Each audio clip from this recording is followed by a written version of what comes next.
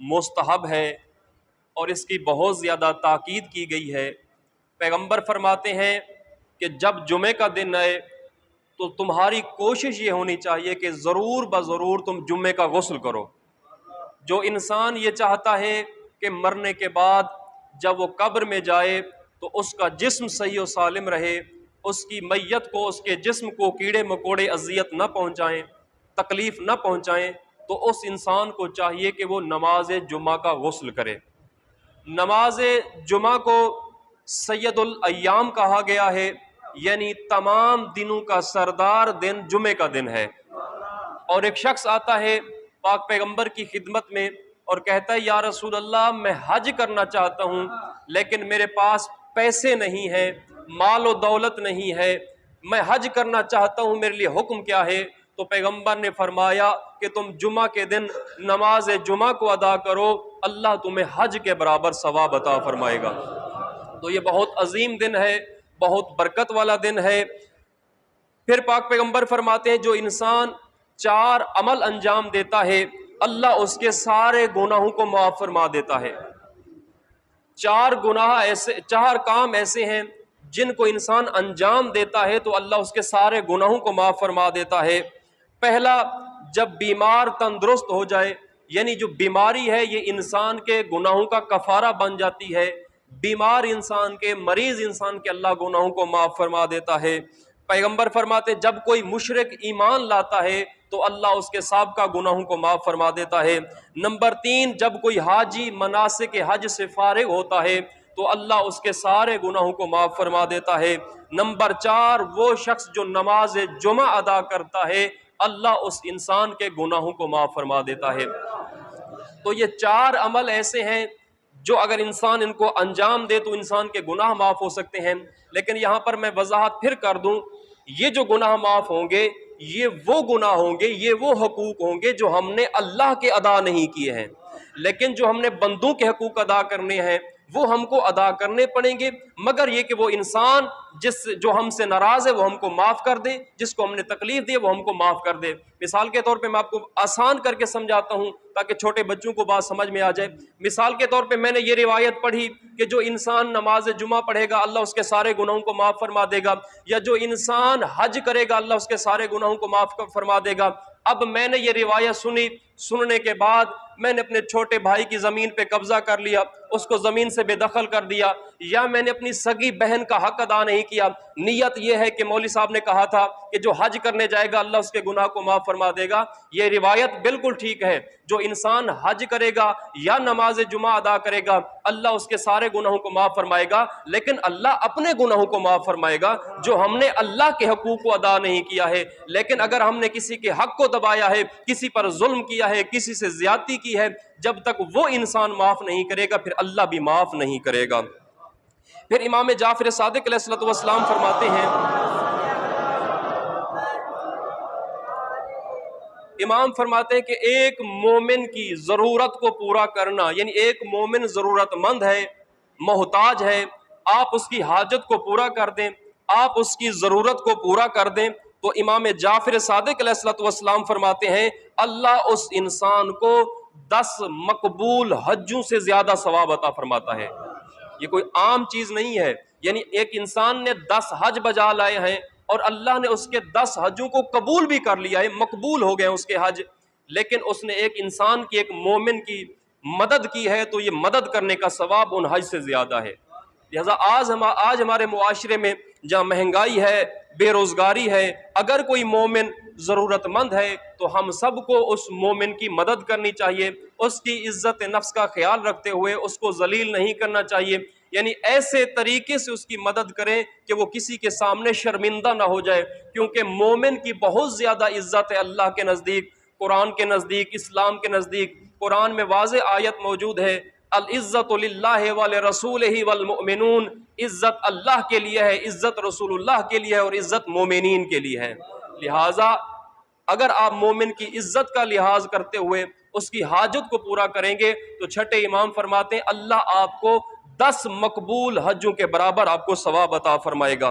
پھر پاک پیغمبر ارشاد فرماتے ہیں کہ جو انسان یہ چاہتا ہے کہ اللہ تبارک و تعالی کل کو قیامت والے دن اس کی طرف نظر رحمت فرمائے اور اس کی طرف نظر رحمت فرمائے، تو اس انسان کو دو کام کرنے چاہیے۔ ایک یہ کرنا چاہیے کہ اس کو اپنے رشتہ داروں سے تعلق کو ختم نہیں کرنا چاہیے، یعنی جو انسان اپنے رشتہ داروں سے تعلق کو ختم کر دیتا ہے، اللہ اس انسان کی طرف کل کو قیامت والے دن نظر رحمت نہیں فرمائے گا۔ پھر دوسرا انسان جو اپنے ہمسایوں سے برا سلوک کرتا ہے، اللہ اس انسان کی طرف کل کو قیامت والے دن نظر رحمت نہیں فرمائے گا، یعنی ہمسایوں کے حقوق کا خیال کرنا چاہیے، ہمسایوں کے حقوق کو ادا کرنا چاہیے، رشتہ داروں سے تعلق کو ختم نہیں کرنا چاہیے۔ ہمارے معاشرے میں کیا ہوتا ہے، ہم لوگ کہتے ہیں کہ بس اس نے جو میرے ساتھ زیادتی کر لی لہٰذا میرا آنا جانا بند ہے۔ ایک شخص آتا ہے، روایت موجود ہے، چھٹے امام کے پاس، کہتا ہے مولا اللہم صلی علی محمد و آل محمد، کہتا ہے مولا میں اپنے رشتہ داروں سے بنا کے رکھتا ہوں، میں تعلق کو ختم نہیں کرتا، لیکن میرے رشتہ دار مجھ سے تعلق کو ختم کر لیتے ہیں، تو میرے لیے کیا حکم ہے؟ تو چھٹے امام فرماتے ہیں اگر تمہارے رشتہ دار تم سے تعلق کو ختم کرتے ہیں تو کرنے دو، ہونے دو، لیکن تم ان سے تعلق کو ختم نہ کرنا، کیونکہ جو انسان اپنے رشتہ داروں سے تعلق کو ختم کرتا ہے اللہ اس انسان کی طرف نظر رحمت نہیں فرماتا۔ لہٰذا اس بابرکت مہینے کے صدقے میں ہم سب کو اپنے رشتہ داروں سے تعلق کو برقرار رکھنا چاہیے اور اپنے ہمسایوں کے حقوق کو ادا کرنا چاہیے۔ پھر پاک پیغمبر فرماتے ہیں جو انسان یہ چاہتا ہے کہ اس کی عمر طولانی ہو، اس کی روزی میں برکت ہو، اس کی موت آسانی سے ہو اور اس کو فشار قبر سے نجات مل جائے، جو انسان یہ چاہتا ہے کہ اس کی روزی میں برکت ہو، اس کی عمر طولانی ہو، موت کے وقت اس کو آسانی ہو اور فشار قبر سے وہ انسان بچ جائے، تو اس انسان کو چاہیے کہ وہ اپنے ماں باپ کے ساتھ اچھا سلوک کرے، اپنے ماں باپ کے ساتھ نیکی کرے۔ یعنی جو انسان اپنے ماں باپ کے ساتھ اچھا سلوک نہیں کرتا اللہ اس کی عمر کو کم کر دیتا ہے، جب موت کا وقت آتا ہے تو اس کو اذیت سے اس کی روح نکالی جاتی ہے، اس کو فشار قبر ہوتا ہے اور اس کا روزی اور رزق کم ہو جاتا ہے۔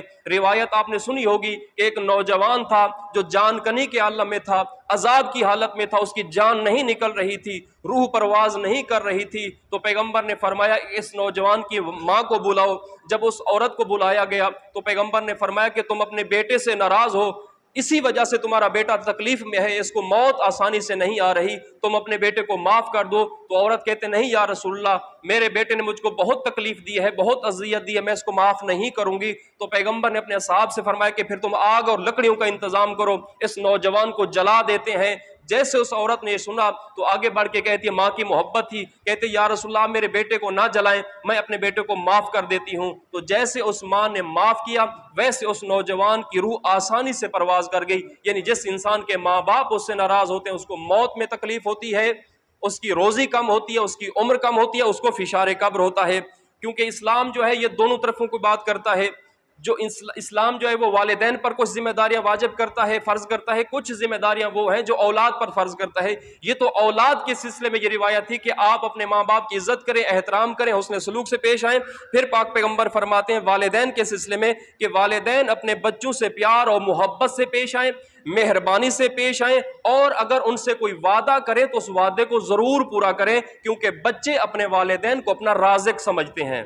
اپنے والدین جو ہیں وہ اپنے بچوں سے شفقت سے پیش آئیں، محبت سے پیش آئیں۔ ایک اور جگہ پاک پیغمبر ارشاد فرماتے ہیں کہ اگر کوئی انسان اپنے بچوں سے محبت کر رہا ہے تو وہ اپنے بچوں سے محبت میں مساوات کو جاری رکھے، مساوات کو برقرار رکھے۔ یعنی کہیں ایسا نہ ہو کہ وہ ایک بچے سے زیادہ محبت کرے، دوسرے بچے سے کم محبت کرے۔ اس کا نقصان بھی پیغمبر نے بتایا ہے کہ جو انسان اپنے بچوں کے درمیان محبت میں مساوات کو برقرار نہیں رکھتا، ایک بچے سے زیادہ محبت کرتا ہے، ایک سے کم محبت کرتا ہے، گویا وہ اپنی اولاد کے درمیان حسد کا بیج بو رہا ہے۔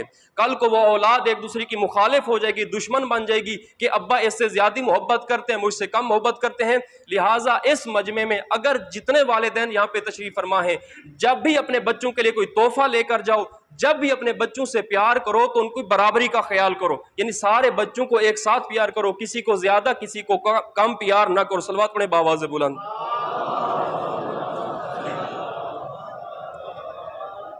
ایک شخص پیغمبر کی خدمت میں حاضر ہوتا ہے اور کہتا ہے یا رسول اللہ مجھے کوئی ایسا عمل بتائیں جس سے میری دنیا بھی کامیاب ہو جائے، میری آخرت بھی کامیاب ہو جائے، یعنی میں دنیا اور آخرت میں کامیاب ہو جاؤں، مجھ کو کوئی ایسا عمل بتائیے۔ تو پیغمبر نے اس انسان سے فرمایا کہ جھوٹ بولنا چھوڑ دو، تم دنیا میں بھی کامیاب ہو جاؤ گے، تم آخرت میں بھی کامیاب ہو جاؤ گے۔ دنیا کی ظاہری کامیابی کی خاطر انسان جھوٹ بولتا ہے، کسی عہدے کے لیے یا کسی اور چیز کے لیے، کسی اپنے ذاتی فائدے کے لیے، دنیا کے فائدے کے لیے انسان جھوٹ بولتا ہے، تو یہ فائدہ کتنے دن چلے گا؟ 10 سال 20 سال یہ فائدہ ختم ہو جائے گا۔ تو اس کو عقل مند انسان نہیں کہتا کہ جو اپنی دنیاوی فائدے کے لیے جھوٹ بولے۔ عقل مند انسان وہ ہے جو ہمیشہ سچ بولے تاکہ اس کی دنیا بھی آباد ہو، تاکہ اس کی آخرت بھی آباد ہو۔ پھر پاک پیغمبر فرماتے ہیں اللہ ہر گنہگار کے گناہوں کو معاف فرما دے گا، لیکن جو انسان بد اخلاق ہے اللہ اس کی توبہ کو قبول نہیں کرتا۔ یہ اخلاق بہت زیادہ اہمیت کا حامل ہے اسلام کے اندر۔ اسلام نے کچھ ایسے طریقے بتائے ہیں، کچھ ایسے قوانین بتائے ہیں کہ جن سے انسان جو ہے اپنے اخلاق کو بہتر بنا سکتا ہے۔ اور یہ جملہ میں نے پہلے کہا ہے کہ کسی مذہب میں، کسی مسلک میں اپنے اخلاق کو بہتر بنانے کی کوئی دعا نہیں ہے سوائے مذہب اہل بیت کے۔ مفاتیح الجنان کے آخر میں ایک دعا ہے چوتھے امام سے جس کا نام ہے دعائے مکارم الاخلاق، یعنی اخلاق کی قدروں کو بلند کرنے کے لیے کسی مذہب میں دعا نہیں ہے، لیکن ہمارے مذہب میں دعا ہے۔ آپ اہل بیت کی دعاؤں کا مطالعہ کیجئے، جہاں دعا کی دعا ہے، تربیت کی تربیت ہے، فلسفے کا فلسفہ ہے، عبادت کی عبادت ہے۔ دعائے مکارم الاخلاق میں چوتھے امام ارشاد فرماتے ہیں پالنے والے جس طرح سے میری عزت معاشرے میں بڑھتی جائے، لوگوں میں بڑھتی جائے، اسی طرح سے مجھ کو میرے نفس میں ذلیل کرتا جا۔ دنیا مجھ کو اچھا کہے، میں اپنے آپ کو اچھا نہ کہوں۔ جو انسان بد اخلاق ہے اللہ اس انسان کی توبہ کو قبول نہیں کرتا۔ یعنی اختر عباس نماز تہجد پڑھتے ہیں، کوئی ایک وقت کی نماز قضا نہیں ہے، لیکن اختر عباس کی زبان اتنی خراب ہے کہ لوگ پاس بیٹھنا پسند نہیں کرتے، تو اس نماز شب کا کوئی فائدہ نہیں ہے، اس عبادت کا کوئی فائدہ نہیں ہے۔ عبادت کا فائدہ تب انسان کو ہوگا جب اس کو اپنی زبان پہ قابو ہو، جب اس کو اپنی آنکھوں پہ قابو ہو، اس کو اپنے اعضاء و جوارح پہ قابو ہو، پھر انسان کا ایک ایک لمحہ جو ہے وہ عبادت خدا میں گزر سکتا ہے۔ لیکن اگر درمیان میں خدا نہیں ہے، محمد والے محمد نہیں ہے، تو پھر نماز بھی عبادت نہیں ہے۔ اور اگر انسان کے ہر عمل میں خدا کی ذات شامل ہے تو انسان کی سانس بھی عبادت ہے۔ اگر خدا نہیں ہے تو نماز بھی عبادت نہیں ہے، روزہ بھی عبادت نہیں ہے۔ تو جو انسان بد اخلاق ہوتا ہے اللہ تبارک و تعالیٰ اس کی توبہ کو قبول نہیں فرماتا۔ اور اخلاق کے سلسلے میں امام خمینی رحمۃ اللہ علیہ فرماتے ہیں کہ خمینی نہ بنتا اگر خمینی ہفتے میں 2 دن درس اخلاق میں شرکت نہ کرتا۔ یعنی اگر خمینی بنا ہے تو خمینی نے درس اخلاق میں شرکت کی ہے اور اپنے اخلاق کو بہتر بنایا ہے۔ پھر پاک پیغمبر فرماتے ہیں 4 قسم کے گناہ ایسے ہیں جن کی وجہ سے عذاب آخرت سے پہلے اللہ دنیا میں دیتا ہے۔ یعنی جو انسان یہ 4 گناہ کرتا ہے اللہ تبارک و تعالیٰ آخرت سے پہلے اس کو دنیا میں سزا دیتا ہے۔ نمبر 1، جو انسان نماز کو ترک کرتا ہے قیامت سے پہلے اللہ تبارک و تعالیٰ اس کو دنیا میں عذاب دے گا۔ پھر نمبر 2 پیغمبر فرماتے ہیں جو انسان اپنے والدین کو اذیت دیتا ہے، جو اپنے والدین کو تکلیف دیتا ہے اللہ اس کو قیامت سے پہلے عذاب میں مبتلا کرے گا۔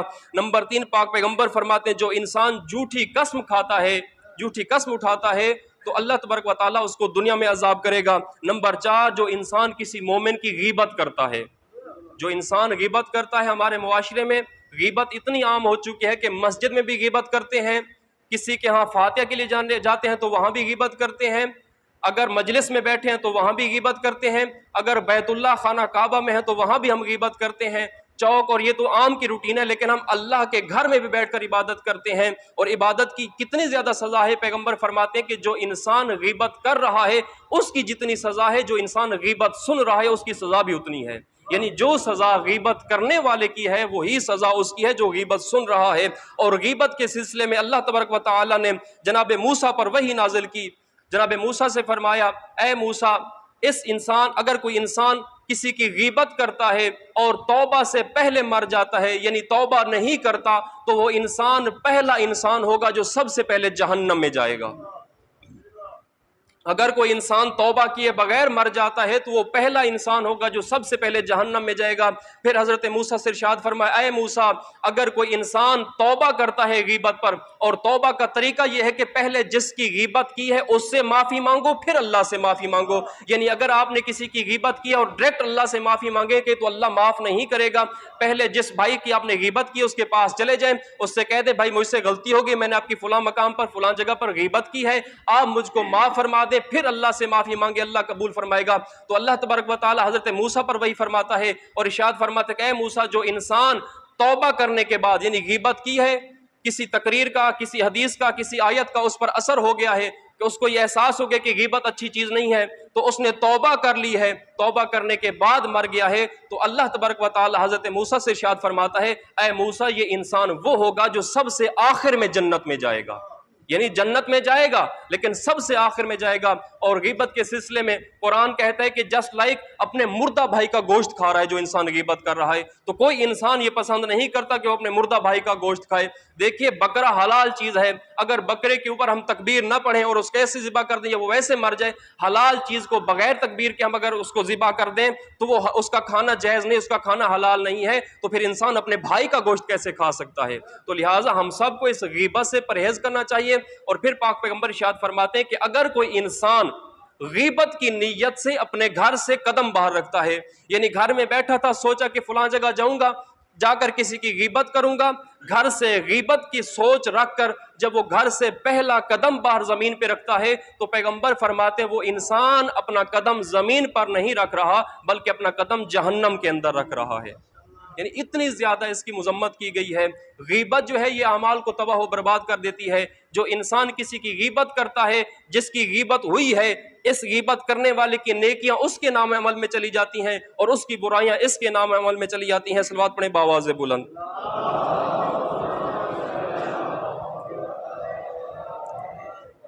यानी अगर इंसान अपनी ज़बान पे काबू ना रखे, इंसान अपनी ज़बान पे कंट्रोल ना करे, वो झूठ बोले, वो गीबत करे, वो किसी पर जुल्म करे। और गीबत की मैंने पहले तारीफ की है क्योंकि यहाँ पे अक्सर नौजवानों का मजमा है, ये मजमा इंशाअल्लाह जो है जारी और सारी रहेगा माह मुबारक रमज़ान के बाद भी इंशाअल्लाह। तो मैं वजाहत कर दूं, आम तौर पर लोग क्या कहते हैं, अस्तगफिरुल्लाह, माफ़ करें, मैं झूठ नहीं बोल रहा, मैं सच बोल रहा हूँ। आप इस्लाम के अंदर कुरान और हदीस के अंदर जब मुतालिया फरमाएंगे, सच्ची बात कहने का नाम गीबत है। यानी अगर आप किसी मोमिन के बारे में ऐसी बात कह रहे हैं जो उसके अंदर नहीं है तो वो झूठ है, वो बहतान है। मिसाल के तौर पे मेरी एक आंख नहीं है, आपसे किसी ने पूछा कि नमाज जुमा किसने पढ़ाया, आपने कहा कि मौलवी अख्तर साहब ने, तो उस सुनने वाले ने कहा अच्छा वो मौलवी काने ने। अब मेरी आंख नहीं है, मैं काना हूं, ये सच है, लेकिन उसने इस नियत से कहा है कि मेरी इज्जत खराब हो जाए और वो बात सुनकर मुझको गुस्सा आ जाए या मुझको बुरी लगे, इसको कहते हैं गीबत। गीबत सच्ची बात को कहते हैं। यानी जो इंसान के अंदर ऐब है, आप उस ऐब को इसलिए बयान कर रहे हैं कि उस इंसान की इज्जत खराब हो जाए। तो अल्लाह तबारक व तआला हमको इस गीबत से बचाए। और यही गीबत है जो इंसान के घरों को उजाड़ देती है, जो मुआशरों को उजाड़ देती है। किसी ने शौहर के सामने उसकी बीवी की गीबत कर दी, शौहर जो है वो बीवी को गुस्से में आके तलाक देता है, घर उजड़ जाता है।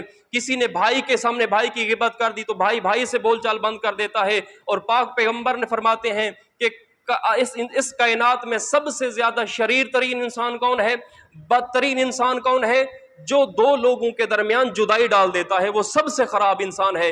यानी अगर मैं किसी को खराब कहूंगा तो हजार बुराइयां मेरे अंदर भी हैं, ये कोई बड़ी बात नहीं है, लेकिन अगर पैगंबर फरमा दे कि इस इंसान से बुरा और कोई शख्स नहीं है तो उसमें कोई शक की गुंजाइश बाकी नहीं रहती। पैगंबर फरमाते जो इंसान किसी दो दोस्तों के दरमियान या रिश्तेदारों के दरमियान जुदाई को डाल देता है वो सबसे ज्यादा शरीर तरीन इंसान है, बदतरीन इंसान है, और अल्लाह तबारक व तआला उस पर नजर रहमत नहीं फरमाएगा। अगर इंसान अपनी जबान पर काबू कर ले, देखिए जबान से हम सवाब भी कर सकते हैं, गुनाह भी कर सकते हैं। यही जबान है जिससे हम झूठ बोल सकते हैं, गीबत कर सकते हैं, किसी की बेजा तारीफ कर सकते हैं, किसी की चुगली कर सकते हैं, किसी के पर इल्जाम तराशी बहतान लगा सकते हैं। और यही जबान है जिससे हम कुरान की तिलावत कर सकते हैं, अल्लाह का जिक्र कर सकते हैं। यानी अल्लाह ने ये जो जबान दी है, चौथे इमाम इरशाद फरमाते हैं रिसाले हकूक के अंदर, अल्लाहुम्मा सल्ली अला मुहम्मद व आले मुहम्मद, इमाम फरमाते हैं कि तुम पर तुम्हारी जबान का हक ये है कि अपनी जबान को बंद रखो, जहां बोलने की जरूरत हो वहां बोलो। یعنی جو انسان ہر جگہ باتیں کرتا ہے، ہر جگہ بولتا ہے، زیادہ بولتا ہے، وہ انسان جو ہے وہ زیادہ غلطیاں کرتا ہے۔ اور نہج البلاغہ میں صفات متقین جو مولا کے ثابت حمام، انہوں نے یہ خطبہ حمام کے نام سے مشہور ہے مولا کا خطبہ، اس خطبے کے اندر مولا نے 110 صفات متقین کی لکھی ہیں کہ مومنین کے متقین کے اندر کیا کیا صفات ہونی چاہیے۔ تو اس میں جو پہلی صفت ہے متقین کی وہ کیا ہے؟ منطقہم الصواب، کہ متقی انسان کی گفتگو نپی تلی ہوتی ہے، وہ زیادہ باتیں نہیں کرتا، جہاں ضرورت ہوتی ہے وہ وہیں پہ بولتا ہے، کیونکہ زیادہ باتیں کرنا یہ عقل کو زائل کر دیتا ہے۔ تو اسی زبان سے ہم گناہ بھی کر سکتے ہیں، اسی زبان سے ہم نیکی بھی کر سکتے ہیں۔ اللہ نے اختیار ہم کو دیا ہے کہ اس زبان کو مثبت استعمال کرنا ہے یا منفی استعمال کرنا ہے۔ اگر ہم اس زبان کو گناہوں پر استعمال کریں گے اللہ سزا دے گا، اگر ہم اس زبان کو نیکیوں پر، اللہ کی عبادت میں، اطاعت و بندگی میں، قرآن کی تلاوت میں، دعائے کمیل کی تلاوت میں، حدیث قصہ کی تلاوت میں اس زبان کو استعمال کریں گے تو اللہ نیکی دے گا اور اللہ خوش ہوگا۔ صلوات پڑھیں باواز بلند۔ اور پھر پاک پیغمبر فرماتے ہیں جو انسان اپنی زبان کو گناہوں سے بچا لے، یعنی انسان اپنی زبان سے کوئی گناہ نہ کرے، اب اس انسان کی زبان میں اتنی اللہ تاثیر پیدا کر دیتا ہے کہ وہ انسان جو دعا مانگے گا اللہ قبول کرے گا۔ یعنی اگر ہم اپنی دعاؤں کو قبول کروانا چاہتے ہیں تو ہمیں اپنی زبان پر قابو کرنا چاہیے، ہمیں اپنی زبان پر کنٹرول کرنا چاہیے، تاکہ اللہ تبارک